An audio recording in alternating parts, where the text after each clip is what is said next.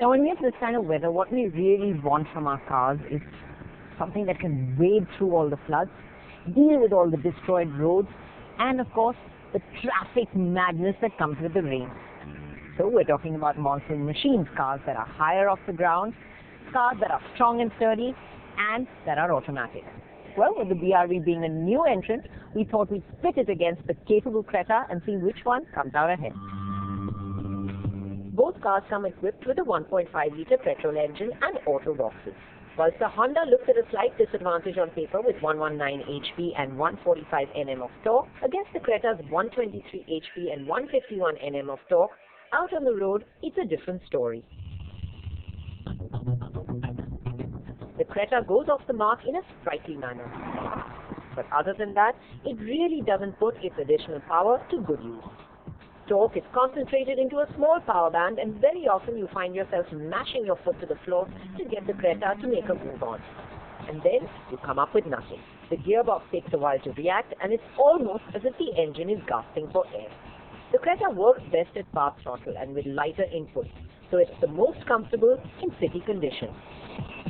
Out on the highway, it falls short.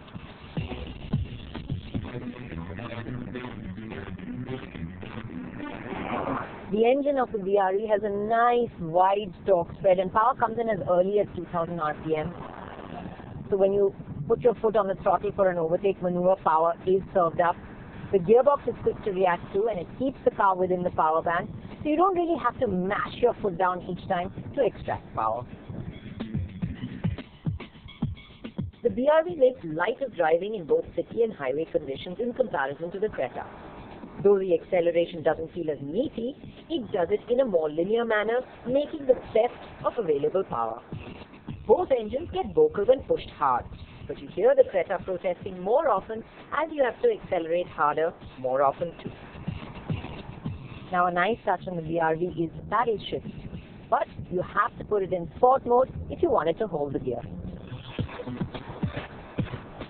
In the drive mode, it irritatingly slips into a higher gear moments after you shift down, so best to keep it in sport if you intend to use the paddles. The Creta doesn't have a paddle shift, but it does have manual mode, and I found myself using that a lot to keep it in the power band. Now, the BRV feels lower to the ground and more car-like to drive, whereas the Creta feels more like an SUV. So the Creta provides the SUV image better, and it makes you feel like you're driving a bigger, tougher machine. Overall refinement of the Creta is better, and it's far more silent in the cabin. The BRV feels a little long whilst driving, and without parking sensors or a reverse cam, it's really difficult to judge when parking. But on the whole, when you're driving, the car-like feel has its advantages. The steering of the BRV is the better of the two. It's definitely the better weighted, and it's the one that gives you more confidence whether you're at high speed in a straight line or whether you're cornering. The Creta steering is light, and the quicker you go, the less feel you get. Though the car goes around corners well enough, it really isn't as settled or as sure as the BRV, and you feel the BRV's composure even in its backseat. Now, at low speeds, the BRV does have a slightly firmer edge, so you do feel things filter through, but it's not really intrusive because the edges are blunted off, and as you pick up the pace, this is the better ride quality, overall being the flatter and more composed one. Legroom in the back of the BRV is marginally less than the Creta, but it's more than adequate, and actually impressive considering that there is another row of seats behind it and some boot space. The seats have a slider and recline too, so you can get pretty comfortable. Still, it does have its shortcomings. You sit quite low to the ground in an ease-up position here in the BRV, and space is less than the Creta, especially the width of the seat. But what's really nice is this huge window area with a sort of dip in the middle, which makes it open and spacious and airy. You also hear the BRV suspension at work more than the Creta, which is more silent. The back seat of the Creta is the more comfortable place to be, whether we talk about the cushioning of the seat, the under-thigh support, the recline angle, and then of course you have marginally more legroom. But the biggest difference really is the width of the seat, and 3 people abreast is more comfortable here. But the window line is quite high, so it doesn't feel as open as the BRV. As far as ride goes, in slower city conditions, the Creta has the edge. Ride quality of the Creta at low speed is good, it's supple, it doesn't let much filter through to the passenger at all. Overall, it's the Creta that offers a slightly more premium experience, be it the refinement or the plushness of the cabin.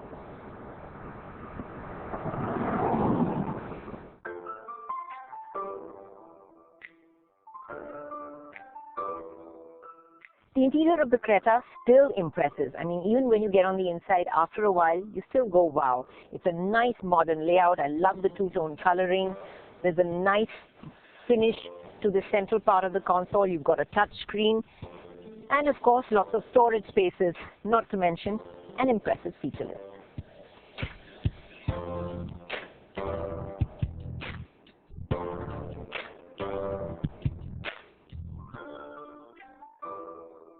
The BRV's interior, though not as modern or as flamboyant as the Creta, is still good quality. The plastics on top of the dash are actually better, and the all-black steel with the metal highlights works well.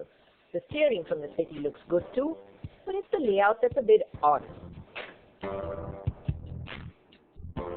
And the central part of the dash with the music system looks like an aftermarket solution. It's a tiny screen, but you do get Bluetooth and aux connectivity. Still, the BRV does hold its own trump card. Now, the BRV does have a distinct advantage over the Creta, and that's that third row. Yes, you get 2 extra seats, and they're very easy to get into. It's a single lever flip down. And once you're inside, space is pretty impressive. I mean, it's really got good legroom considering, you know, there's 3 rows of seats, the middle row is spacious, and it is still a compact SUV. So I'm quite impressed. Yes, you do sit a little low to the ground and you are knees up, but it's not uncomfortable. The Creta, of course, has the bigger boot without that third row. But the BRV is versatile too. It's decent enough space for 2 trolleys or a large bag with the seats up, and then you can flip the seats down to open up more space. The Honda styling is probably its biggest sore point. It looks unnecessarily stretched from the side, and because of the kink in the doors, there's no getting away from the Mobilio heritage. But the nose and tail are all new. Up front, the squared-out bonnet, chrome-rich grille, and angular headlamps give it a unique look. Round the back, the linked rear taillights are a good addition too. As an overall package, the design works reasonably well, but placed alongside the Creta, it comes across more MUV than SUV. It just lacks the visual appeal of the SUV it's up against, the Creta. There is little doubt that the Creta's square stance resonates very positively with most people who view it. Despite the squarer, taller profile, it still has those flowing, fluidic lines the Indian market has so grown to love. And the design just draws your eyes to it.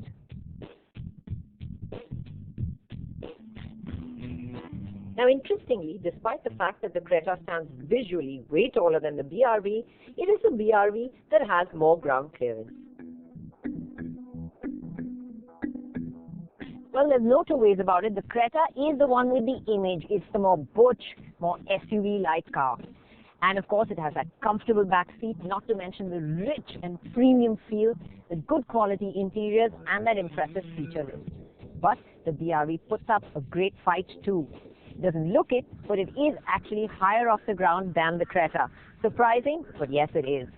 And it has that engine with a wide spread of torque, which is easy to drive in traffic conditions and great for cruising out on the highway too. The gearbox is nice, the ride is flat and composed overall, and when you're behind the wheel, it's the one that gives you the better sense of security, whether we're talking about stability at high-speed straight line or around the corners. And of course, let's not forget the bonus that you get with the BRV, those 2 extra seats. It is a 7-seater. So considering that people are in the market for a petrol auto, they're going to be wanting to drive themselves, the BRV is definitely the better choice. And at a lakh less than the Creta, it's the more sensible one too.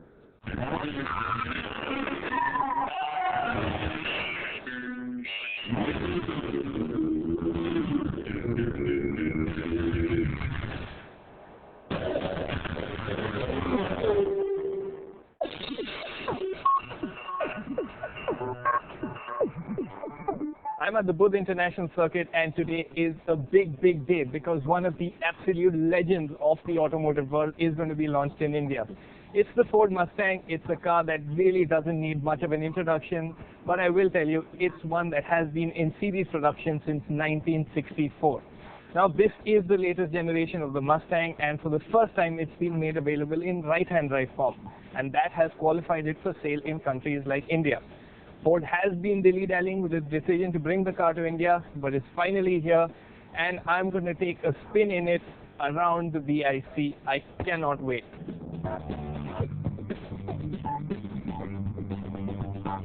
Before I get to anything else, can we just stop for a second and stare at this car?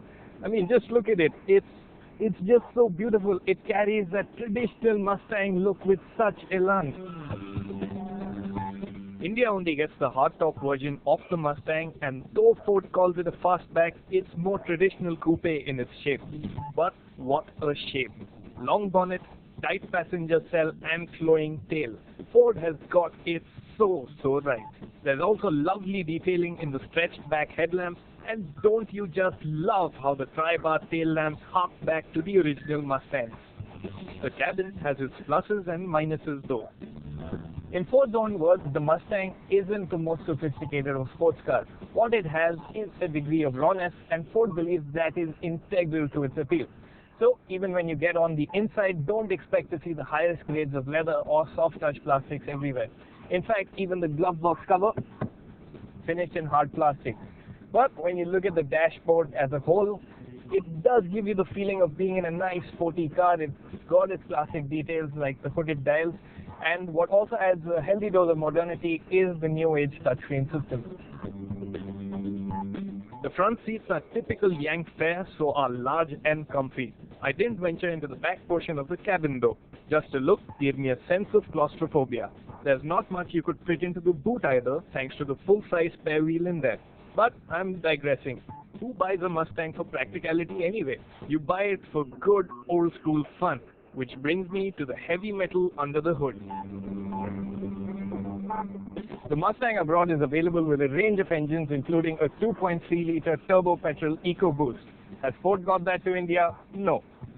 Has Ford got the V6 to India? No. What they have got is the real deal, the proper 5-liter V8 that makes 400 horsepower and 530 Newton meters of torque. This is proper American muscle. Enough of the introduction, time to get driving.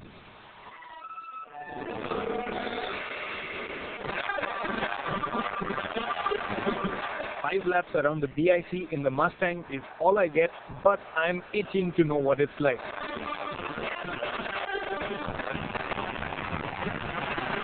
The notes come thick and fast. The engine has got so much torque. I mean, you can really just pull the car on and on without having to ever change the gears. Even on the circuit like the Buddh, there's just torque to pull you out of the corner. It's very nice, smooth, linear. And though not loud, that burble from the V8 makes for a great soundtrack. Still, the feeling is it's more relaxed cruiser than highly strung sports car. No complaints there. If there was a complaint, I would say the gearbox in auto mode isn't as enthusiastic as I'd have liked it to be. It doesn't downshift as quickly. Unfortunately, I didn't get a chance to shuffle through the 4 driving modes, nor did I get to try out the launch control system. This may be a muscle car meant for arrow straight drag strips, but the independent rear suspension, a first on a Mustang, has given this gen car some dynamic ability too. The steering very nice, it's got this whole old school sort of feel to it, very easy to point into the corners. The Mustang is not a sharp tool and rolls a bit too, but then it's not made for winding racetracks like the BIC.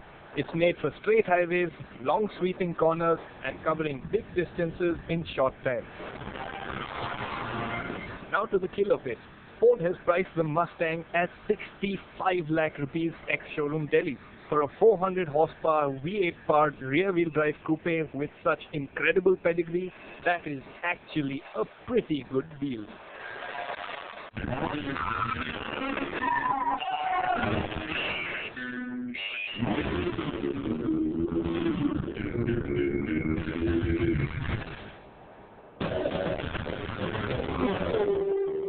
Today at the show, we have Benz's patent wagon, the first car, the one that was launched in 1886. What's it like to drive? We're going to find out. Stick around.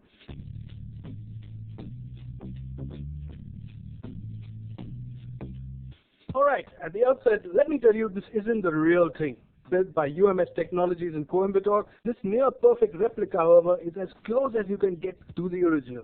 It's so close, in fact, Mercedes have something similar in their own museum in Stuttgart. The first thing that you notice when you walk up to this car is that there aren't too many familiar bits. Yes, the chassis is built out of steel tubing, and the rear suspension is by leaf springs, like the Mahindra Bolero. There are, however, bits you just don't recognize. A strip of leather that pulls itself around the drum actually works as the brakes, and the single-cylinder engine faces forward. No modern car can, however, compete with one thing. It has 44-inch wheels. Now, the Benz patent wagon works on the same principle as petrol cars do today. It's called the four-stroke cycle or the auto cycle, which is where the name automobile comes from and which is where Autocar comes from. This engine is a single-cylinder 900cc motor. That's the piston. That's the sleeve for the piston. That exposed bit there is the crankshaft. This here it does the job of cooling the engine. There's water in here. This is the carburetor. This huge thing here is the carburetor. And this tube here with the holes, that's like an emulsion tube. When you push the throttle, it supplies more fuel to the cylinder, and more fuel and more air means more power. So that's basically how it works. Not very, very different from what we have today. There's no starter or starting handle. To fire it up, you have to spin the flywheel, and eventually, after a few tugs, the 1 horsepower engine fires. Idle is slow, and because it's a single cylinder, you can hear every power stroke. And unlike a modern car, it has a soft, friendly puff that for all practical purposes could be coming from a giant tea kettle.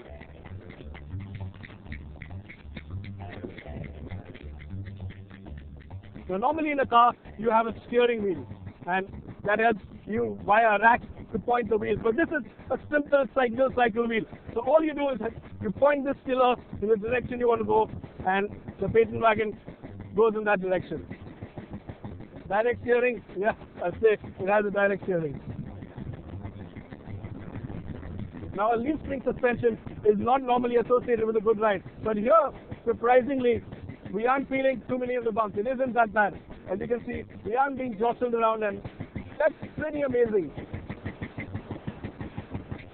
So it steers well and even rides well. But what's the power like? And can it go up slopes with just 1 horsepower? Now it is a 900cc cylinder, but there's barely enough power to even pull up a slope like this, a gentle slope. What I'm doing right now is concentrating on getting it up this gentle slope. So I'm zigzagging a bit, and I'm sure that's something Benz must have done himself.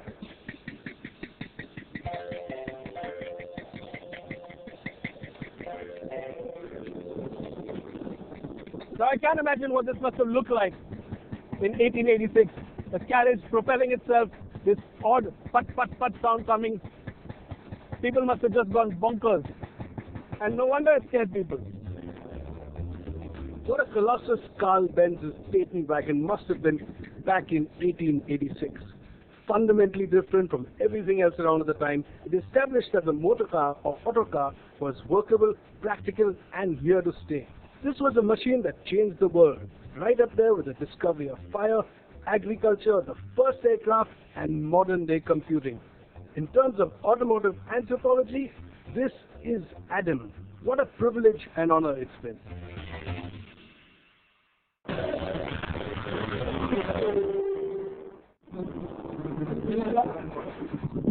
Hello and welcome to Autocar Confidential. Now this week we have news of yet another sub 4 meter SUV. In fact, it's yet another sub 4 meter SUV from Mahindra and Mahindra. Yes, M&M is going to launch a sub 4 meter Bolero. That's right, the Bolero this time has been given the chop and it's going to be under 4 meters, but where does it fit with all the others? You've got the TUV 300, you've got the Nuvo Sport. Well, this one is going to get a lower powered engine, around 80 HP, and the focus is going to be on fuel economy. And Mahindra hopes that this is going to expand the market. They've got a lot of faith in the sub 4 meter SUV segment, as we can see. So let's see how it does when it's launched sometime next month. Well, that's it from me in Confidential, but stay tuned to the Autocar Show.